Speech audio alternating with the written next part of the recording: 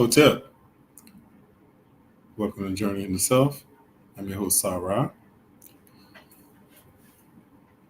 So as today came around, I was engaged in a little bit of meditation about what the topic would be tonight.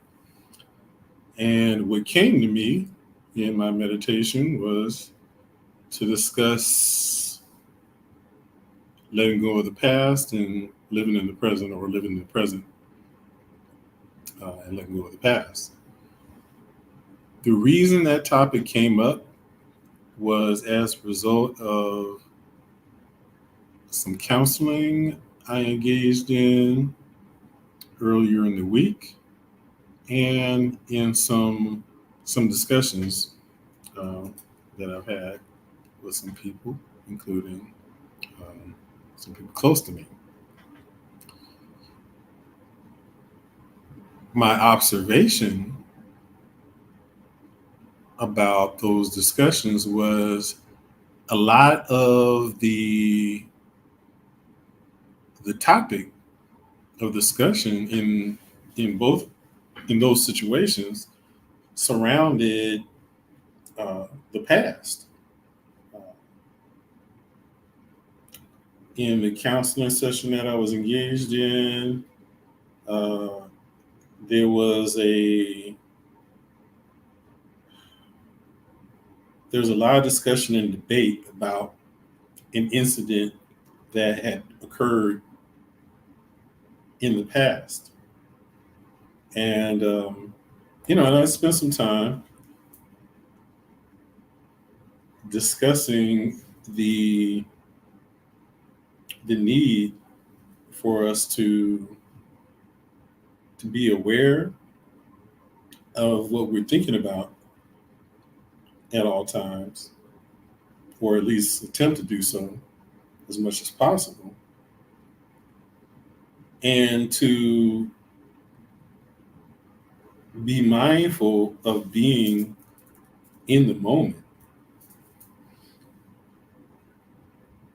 The reason that I pointed that out is the fact that most people are either reacting to things that have happened in the past, or are anxious about things that might happen in the future. Okay, now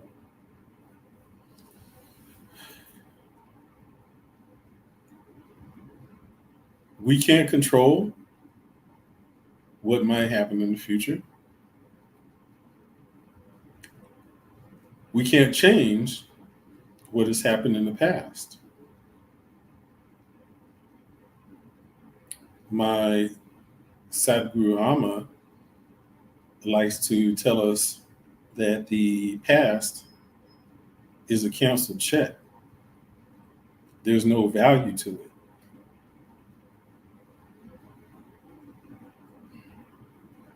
There's no need or benefit in reliving it or hashing it out, rehashing it out in one's minds. And from a relationship standpoint, there's no particular benefit in rehashing uh, what has happened in the past either. The only value that the past has is in engaging in some reflection, some introspection, to be able to discern or glean uh, the lesson in a particular past experience. For everything in life, all of our life is meant for us to learn from and grow. All experience have a purpose. So the value in the past, and the only value in the past, is to be able to reflect upon the past in order to be able to glean knowledge and to be able to use that information in how we approach what's going on right now in the present moment. Once we are able to identify uh, the lesson that was embedded in that particular experience, then at that point we can discard the past, put it in the recycle bin, and delete it from the recycle bin and never revisit it again. You know, and the significance of it, particularly as it pertains to relationships, is often you'll find many disagreements and arguments tend to be rooted in the past, and they just get rehashed over and over again. And there's no value in that. Again, one can't change the past.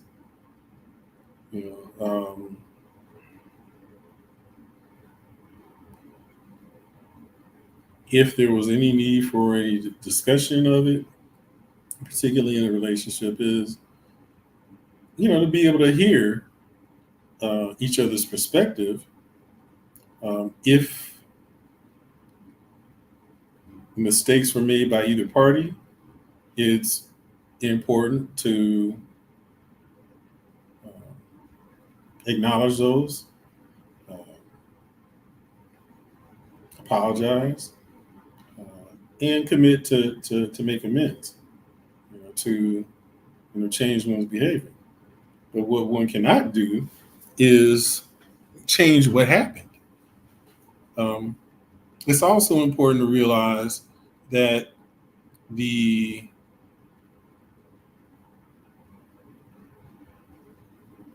people aren't always going to come into agreement about what happened in the past, because everyone has a different perspective. For instance, one can pass a scene of an accident and go stop, if one is nosy, and go to speak to the people who were the witnesses on the scene there. And as you do so and ask them what happened, you could and will likely hear different stories about what happened. You'll have different interpretations of the event, right? And in the same way,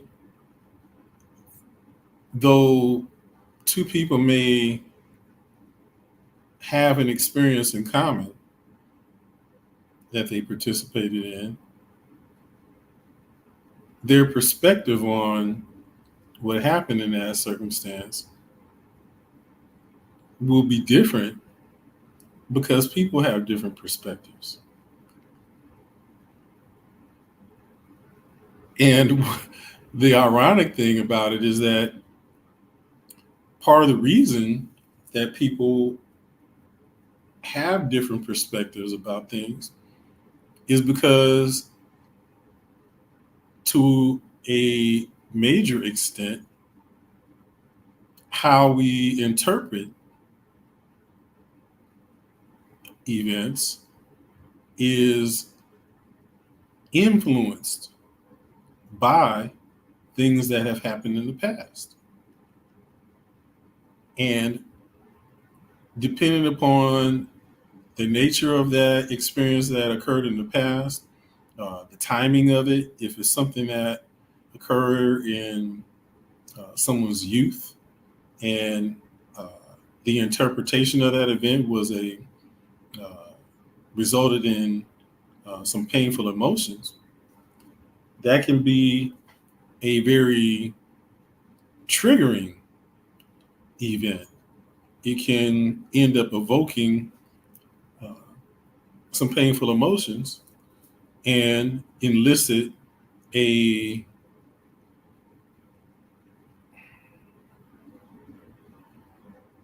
elicit a powerful emotion that may be uh,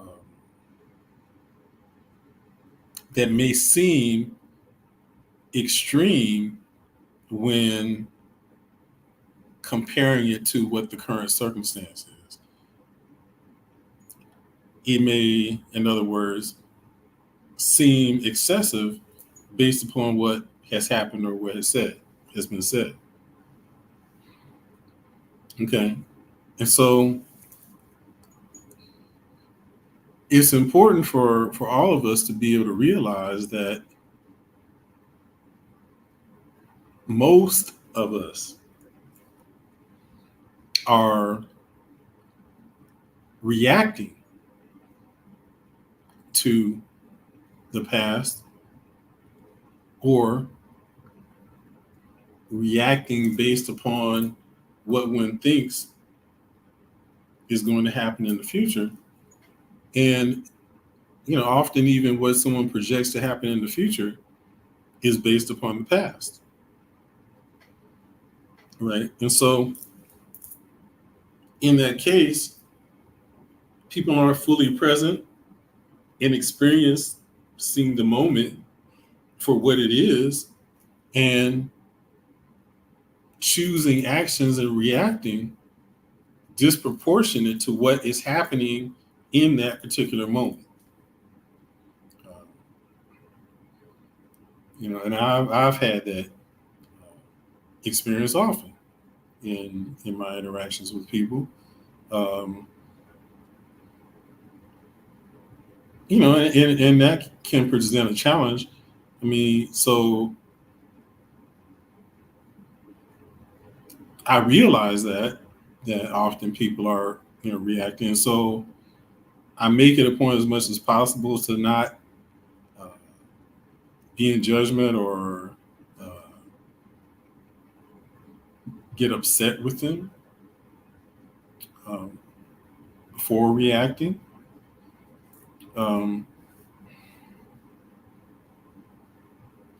because I know people aren't aware of it, right? And um, so what people do isn't isn't typically about us at all. It's they're reacting based upon something painful that has happened, and even then, in the event that ended up being the triggering event that causes the reaction that people are experiencing now, even that event was misinterpreted. Because as I pointed out on the last show, that since most people aren't aware of what they're doing, they're not aware of why they're doing it, they're not even aware often of what they're doing. Okay. And so if people aren't aware of what they're doing or why, then they're not making a choice about what they're doing. Okay. And so it would be inaccurate to say and to conclude that what someone is doing is about us. They're not doing things to us. They're doing things. We happen to be present, but we have the ability to be able to have the awareness that what people are doing isn't about us. So we are the ones who make it about us. I often give the example of us getting up in the morning to drive to work, or wherever we might be going that particular morning, and we're driving along in the lane that we're in on the freeway, and someone swerves in front of us while we're on the freeway. What do we say? Typically, we'll say, "Hey, that such and such cut me off," right? Cut me off,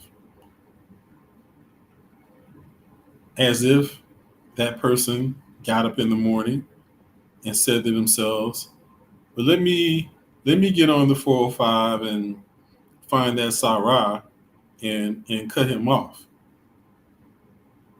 right? So it would be me, if I said that, who made that interpretation. But of course, that wasn't true. That person didn't do that. He was just going where he was going. He wasn't thinking about me. He doesn't even know who I am, right? I made it about me. Okay. And so in the same way, we often tend to look at things as if the world revolves around us. And then we interpret things that people do as if they were about us, when in actuality, they have nothing to do with us. People are just doing those things. But the point, coming back to the topic, is that they are reacting. They're not consciously making a choice about what they're doing. They're not aware, again, of what they're doing. They don't know why they're doing it. Okay. And so, again, when we understand that, we have the ability to be able to have compassion for people and forgive people, because they don't know why they're doing it, and what they're doing has nothing to do with us. Okay. So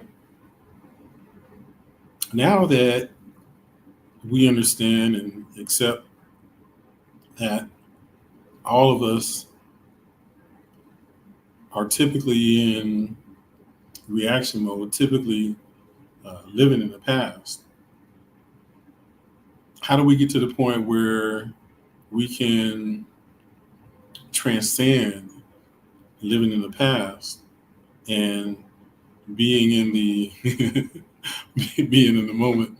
Brother Jamal pointed out that even the most spiritual person might flip a bird at the driver. That's absolutely true. Particularly if we don't maintain awareness. And I can recall a story from one of Amma's books about a monk who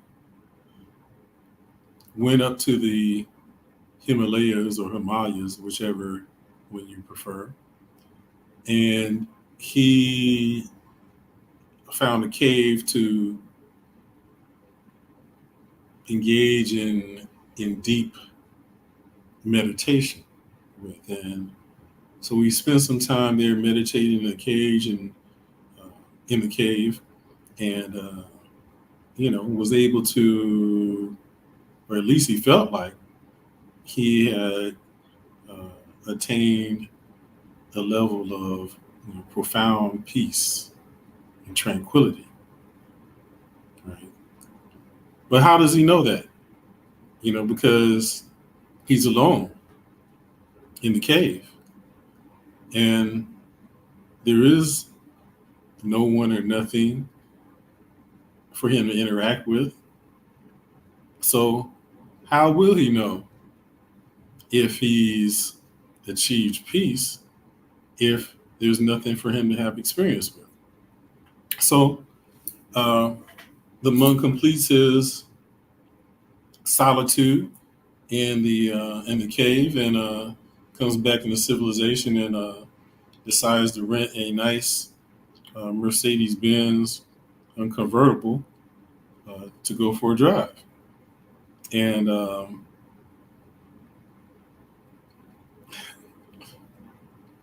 needless to say, he has some experiences with some aggressive drivers, and uh, he got upset and cursed at him and, and flipped the bird. Okay, so had he attained peace? Well, yeah, he was peaceful uh, when there was no stimulus to break his peace. But the measure of whether we've attained peace and have grown spiritually is the extent to which we can maintain our peace in the midst of turmoil, right? So that's when we have truly become spiritual. So I wouldn't necessarily say that even the most spiritual person, quote unquote, and Brother Jamal did put a spiritual person in quotes, uh, but people may perceive themselves to be spiritual, but still, lose it in in a chaotic moment. You know, but even that's okay because we're not always going to have 100% awareness all the time.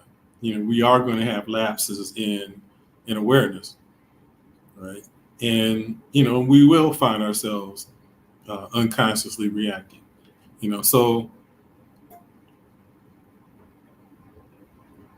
it's not for us to be critical of others or critical of ourselves when we happen to do that, when we happen to find ourselves reacting unconsciously, and sometimes in a negative manner, losing our temper or whatever it might be. But what's important is for us to have awareness about it, and to constantly begin to develop awareness around it, to the extent that we become more and more aware, to the extent that we lessen the time between when we recognize that we reacted and the present moment, right? And so slowly we we begin to evolve to where we end up being in the now, as we shorten the time between noticing that we reacted to where we get to where we're in the present, and now we're able to reflect. Okay, um, we can make a choice instead of reacting. We're in the moment, so now we end up, instead of just unconsciously reacting and then reflecting on it later and then like, oh man, I messed up. We get to the point where we're in the moment and something happens, someone says something, and now instead of being unconscious about it, we are in the moment and choose how we want to respond to that situation. Okay. And, in terms of even responding, um, sometimes it may be appropriate to express anger, because that might be the most effective way of communicating in that situation, And so all emotions have some use, or most of them.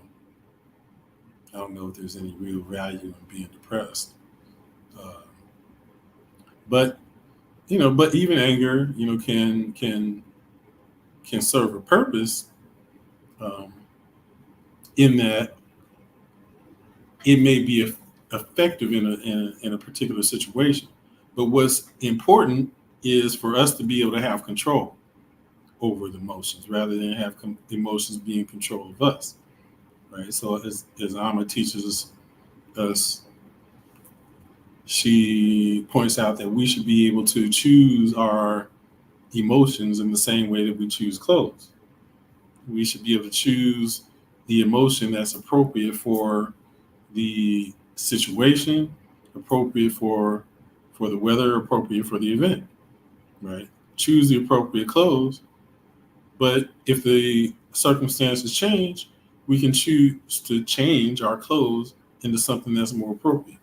In the same way, we choose the emotion that's more appropriate for that situation. But then when we've achieved the objective by using that emotion, then we can just put it back in the closet, and hang it up until we need it again, right? The emotion, we have chosen the emotion hasn't chosen us and taken us over. Okay. So in learning how to be present and uh, be able to transition from living and reacting into the past, um, the first thing that is required is to engage in some deep uh, contemplation and reflection. Okay, so earlier, I talked about some triggering events, if you will. Okay, and those triggering events, tend to be, some painful experience that we had in our our youth, where uh, someone close to us, someone in the family, often our parents, um, have done something that we interpreted as painful. Again, the key point is we interpreted it that way. That doesn't mean that it was intended that way, because as I pointed out, most people, including our parents, aren't aware of what they're doing or why. They're reacting too. And they're being triggered by things that have happened to them. Okay. So again, it's for us to refrain from uh, thinking that we know someone else's intent, because we will never know that. And so we have to let go of the concept of people doing something to us. They're not. They're doing something. We don't have to make it about us. Okay. And so, we engage in contemplation and reflection, introspection. And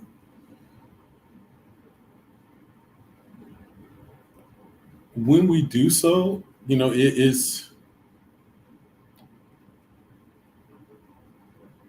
it can be prompted and should be prompted by when we notice ourselves feeling a negative emotion in response to something that someone does or says, or reacting to um, a certain situation, because it may remind us of an event that happened in our remote past. And so, again, that's why awareness becomes being becomes important, to us. And again, that's why uh, my show is called Journey into Self, because the the primary objective, as we talked about in the past, is for us to know ourselves, as is inscribed in all the ancient temples. The two words, know thyself. Those two words are the the tenets of all spiritual philosophies. That is essentially the intent. simply to know ourselves. Okay. And knowing ourselves has many different levels, so there's like the outer manifestation of ourselves going down to, our true essence of our being. Okay. And so that's truly the purpose of life. So we engage in some introspection. We pay attention to how we are reacting to things. Notice when we feel triggered or experience a negative emotion. And in that moment, it's important for us to ask the question, why? Why did when this person said that, why did I feel this emotion? Or when this happened, why did I feel that emotion? Why did I react in the way that I did? Okay. Asking the question. Okay. And so we know that there are certain spiritual principles, one of which is, seeking you shall find, asking it shall be given.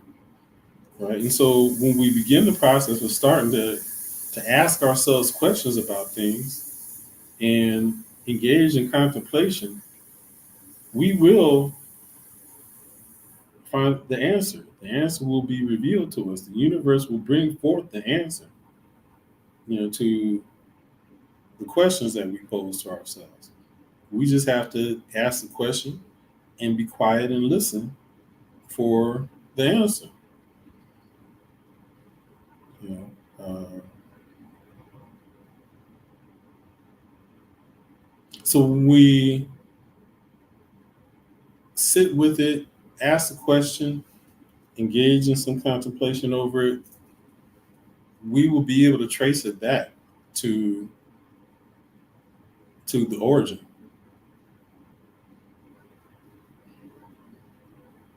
And we'll be able to identify the moment. We'll be able to identify who the person was, what they said. Uh, and we'll remember uh, the reaction that we had to it. We'll remember and even feel uh, the emotion that was attached to it. Whether it was pain or sorrow or even feeling abandoned or what have you. Okay, and once we identify that, we can also reflect on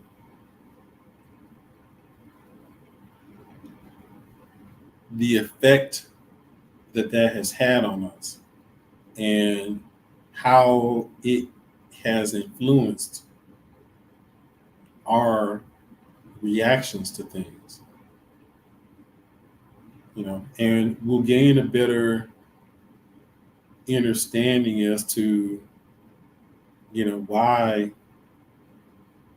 we've continued to do things the same way, to have the same types of reaction. We'll gain a much deeper insight into ourselves and begin to better understand the why behind what we're doing at any particular time. Okay. Now, one of the, not one of, the best way to help us develop the ability to have awareness, to be able to engage in quiet introspection, the best way to be able to learn how to be able to observe ourselves and develop awareness, to develop the capacity to be in the now, in the present moment, the best way to do that is to meditate. And that's why on most shows, when I'm really dealing primarily with spiritual topics, I will strongly recommend that we engage in our meditation regularly. And and when if you happen to listen to um, any of Alma's discourses, um, you will hear her strongly encouraging us to meditate as well. Um, Needless to say, um, I got that understanding from her. But you'll hear the same thing, from any realized master. The messages are all the same. The only difference is in how they say it, but the underlying message is one. It's the same. Okay. Um, I'm not that, but um, I learned from that. Yeah, and I share what I learned with you. So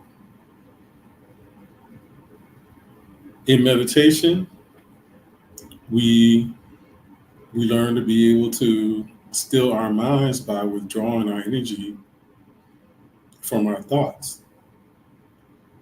And as we do so, we learn to just be an observation of our thoughts.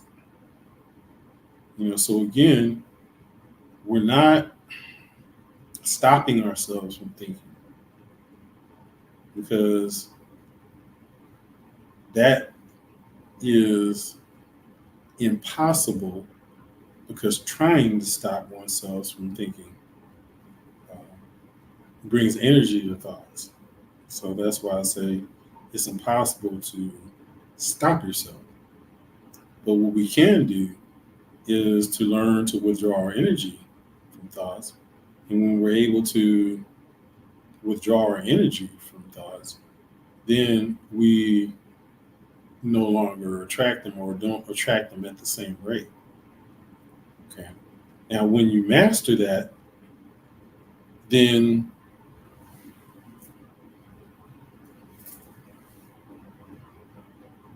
you can go into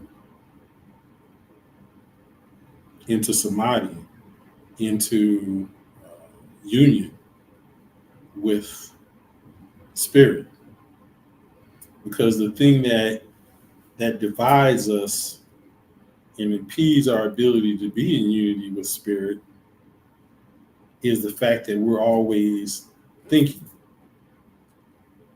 So when we are able to still the mind, we find ourselves in alignment with spirit, and things then become revealed to us, because now we can really hear with the inner ear. Okay. But going back to the process of meditation and how it helps us to develop awareness, is that once we withdraw our energy from our thoughts and learn to detach from them, and as we withdraw our energy, then we learn to be an observation of the thoughts as we withdraw our energy. We just observe them and let them go. Okay. Now, the ability to withdraw our energy and be an observation of our thoughts helps us then to develop the ability to observe ourselves. Because when we're withdrawing our energy from our thoughts and observing them, we are in observation of ourselves. And so That's a skill we develop as we're continuously engaged in meditation. And the more we develop that ability, then we come to the realization that we can extrapolate and use that skill in outside of meditation. We can we can treat life as if it were a waking or walking meditation. We can learn to engage in life while we observe ourselves, participate in life while we observe life, while we observe ourselves uh, interacting in life. And then as we're able to observe ourselves participating and engaging in life, then that helps us to bring ourselves into the present moment. Because now we're observing ourselves and we're seeing ourselves experiencing the present moment. And then we develop the ability to be able to choose how we want to respond. Because now we're living in the present. And again,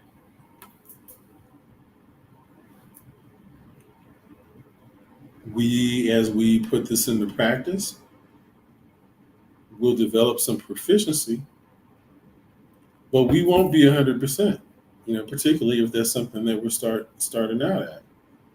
So it's important that we don't get frustrated or angry with ourselves when we revert and find ourselves reacting.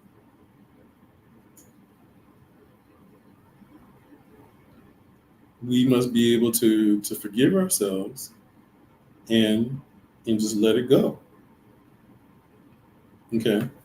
Some of us, including me, uh, have a hard time being able to forgive ourselves and have an easier time forgiving others. That's definitely me, and I have to be more mindful of being compassionate to myself. So that's a level of work that I have to continue to engage in with me. But the point is that all of us are works in progress, and so it's important for us to not put any undue pressure on ourselves or have any expectation that we are going to be 100% in our application of practicing awareness. We will have lapses in awareness. We will lose our ability to be in the present. We will slip back into the past. We will slip into reaction mode. And so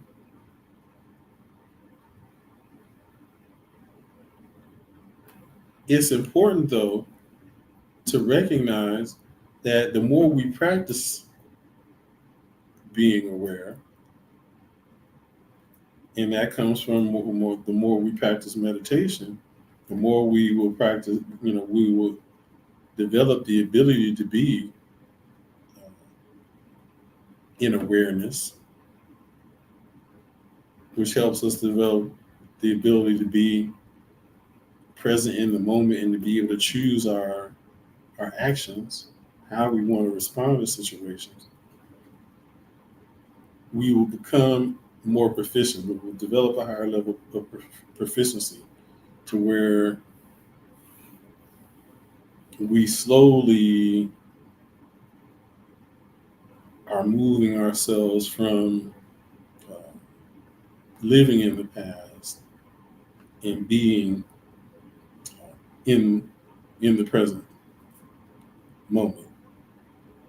Okay, so again, it's a process. It's going to take time.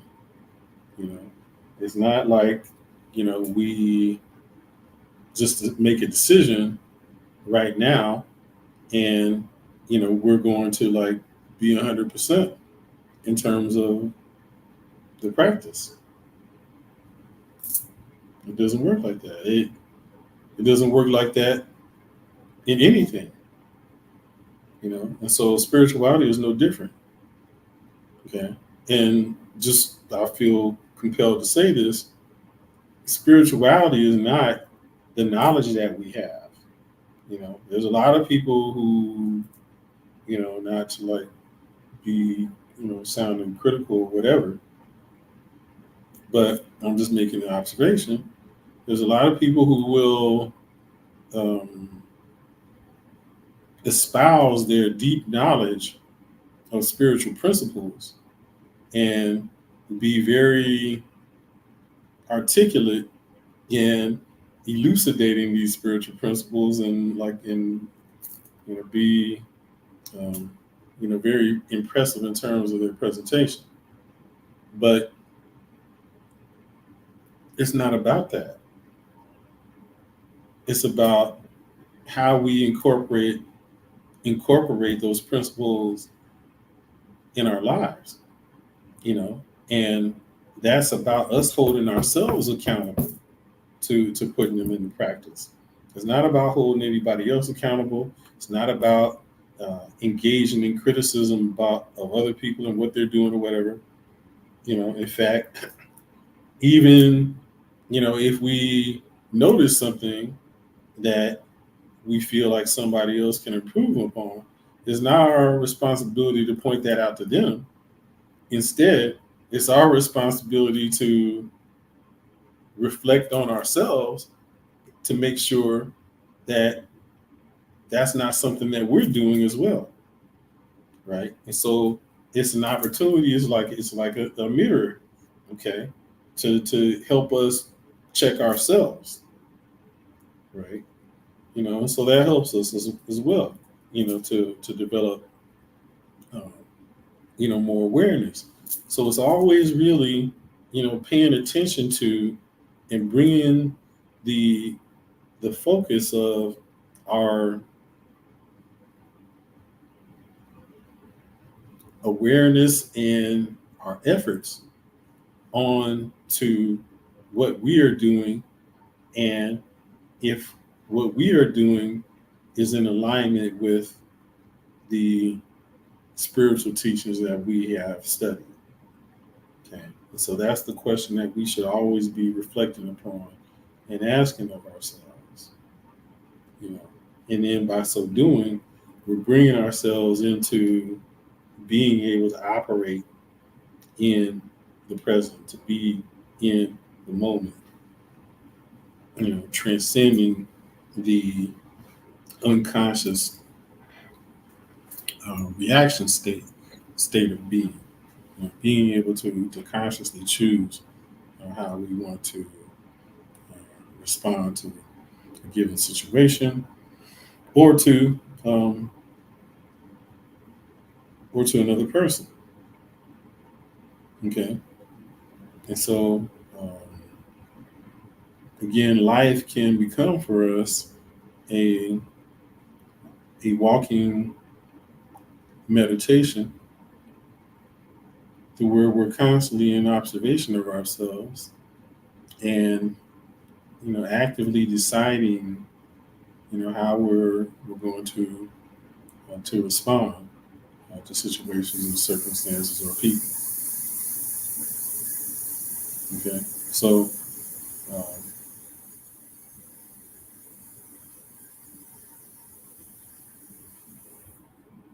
as we practice meditation and learn to withdraw our energy or detach from thoughts, we can also develop the ability to do that as we're interacting in life. So we can learn how to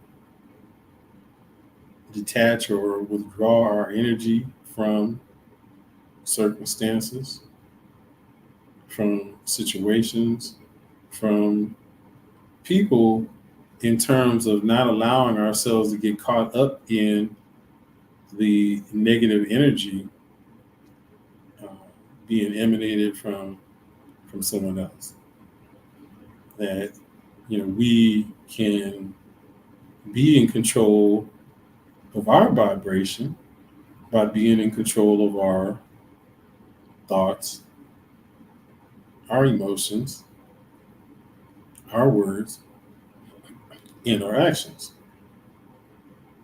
So, that's how we control our vibration. That's how we raise our vibrations. Our vibrations are a function of the nature of our thoughts, our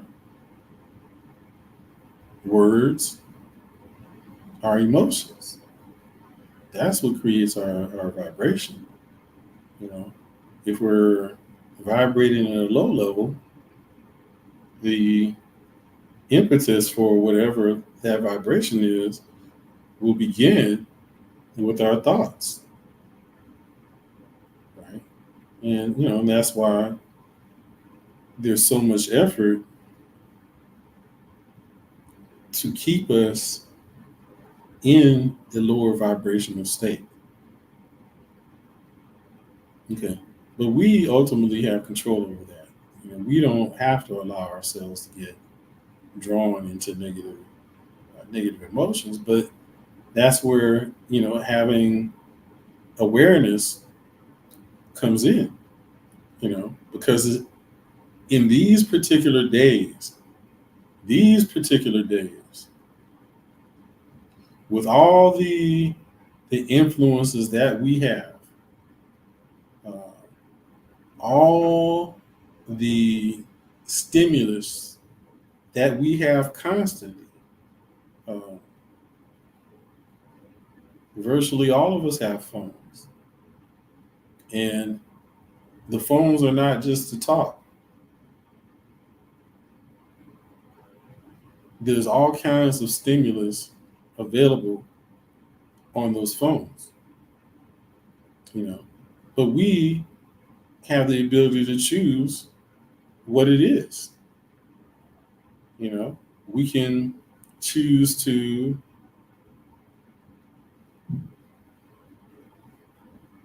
find something that stimulates our mind, that feeds our spirit,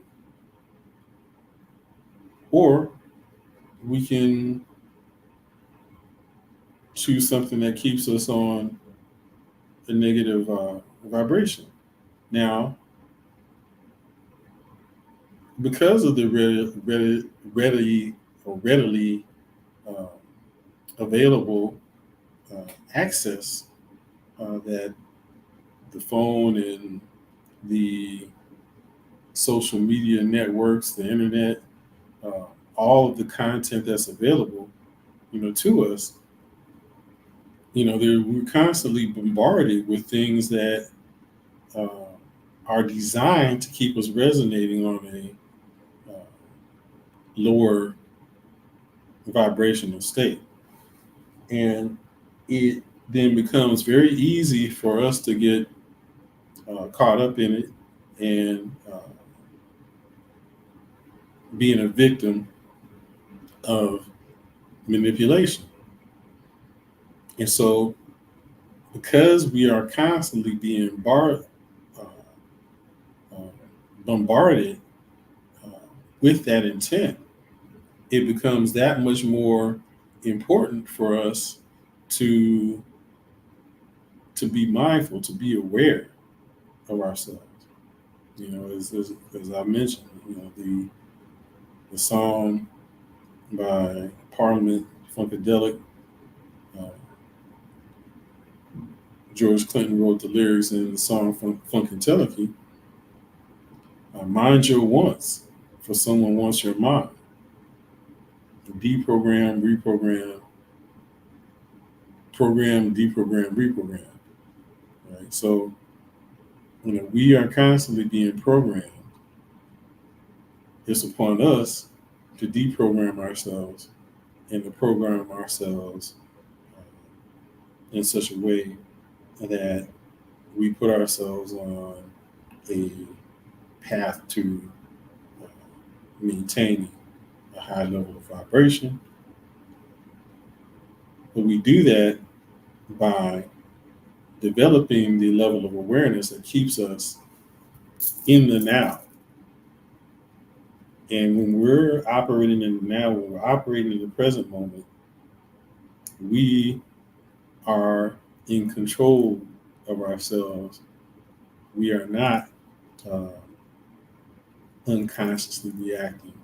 We are actively choosing what we do.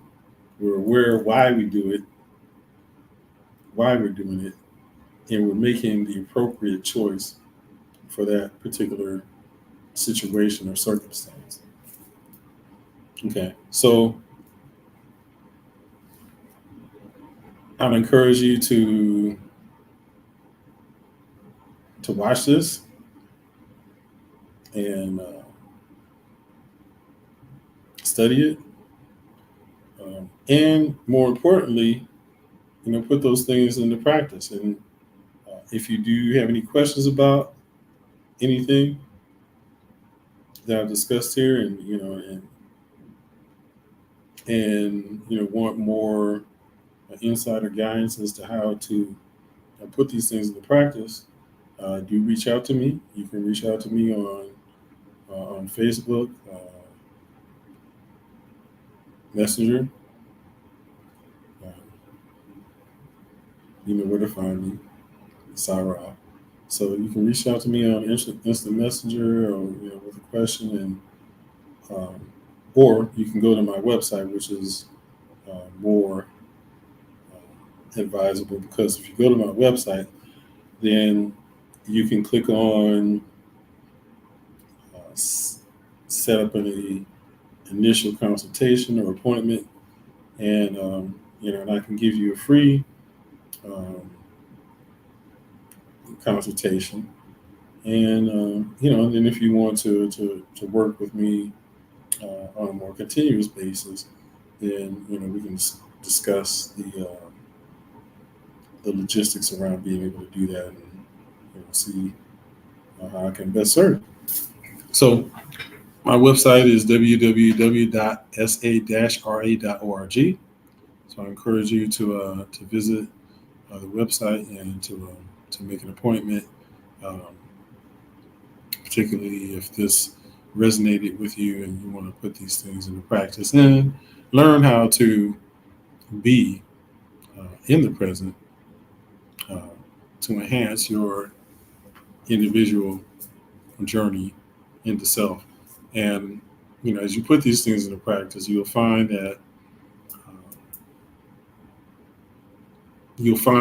vast level of improvement in your interactions, uh, in whatever situation you're in, whatever kind of relationship uh, that you're in, uh, because you will now be in control, and you won't uh, be caught up in thinking that people are doing anything to you, because you will be empowered to know that no one can change your state of emotion, that you're always in control of that, because you are now living in the present. So with that, I thank you for listening, and I hope this has been a great value to you. And again, feel free to watch it again as much as it is on available on Facebook, but it's also being recorded on YouTube for you to be able to go and view it and do as you're on YouTube, please do click a like on it and subscribe. Uh, and I have a good amount of content there, and so uh, yeah, I'd appreciate if you like just go on and like it, and then also subscribe. All right, so thank you for joining us here on Journey in Yourself, and we'll see you next time. Hotep.